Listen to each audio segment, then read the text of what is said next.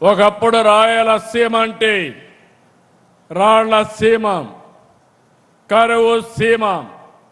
నేను మీ అందరికీ చెప్పాను, రాయలసీమని రతనాల సీమగా మార్చే బాధ్యత మాది అని ఆ రోజు చెప్పాను.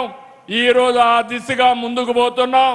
మీరందరూ ఇది వాస్తవాన్ని భావిస్తే గట్టిగా అభినందించాల్సిందిగా ఈ ప్రభుత్వాన్ని కోరుతున్నాం. బుల్లెట్ స్పీడ్లో పోతున్నాం. ఇక్కడుండే యువతకు ఒకటే కోరుతున్నా, మీరందరూ కూడా ఆలోచించాల్సిన అవసరం ఉంది. అవకాశాలు తెచ్చే బాధ్యత మాది, అవి సద్వినియోగం చేసుకునే బాధ్యత మీది. గత 5 సంవత్సరాలు విధ్వంసంతో అన్ని రంగాలు నాశనం చేశారు. ప్రజలు అధికారం ఇస్తే క్రిమినల్ పాలిటిక్స్ చేశారు, పరిశ్రమలు తరిమేశారు, సాగునీటి రంగానికి తీరని ద్రోహం చేశారు. అలాంటి సమయంలో రాష్ట్ర పునర్నిర్మాణం కోసం ప్రధానమంత్రి నరేంద్ర మోడీ గారు, అదే మరి జనసేన అధినేత పవన్ కళ్యాణ్ గారు, నేను కలిసి హామీ ఇచ్చాం. సంక్షేమం, అభివృద్ధి, సుపరిపాలనతో మళ్ళీ బ్రాండ్ క్రియేట్ చేస్తామని చెప్పాం. 23 నెలలు 23 లక్షల కోట్ల రూపాయలు పెట్టుబడులు సాధించిన ఏకైక ప్రభుత్వం ఎన్డీఏ ప్రభుత్వాన్ని మీ అందరికీ విజ్ఞప్తి చేస్తున్నా.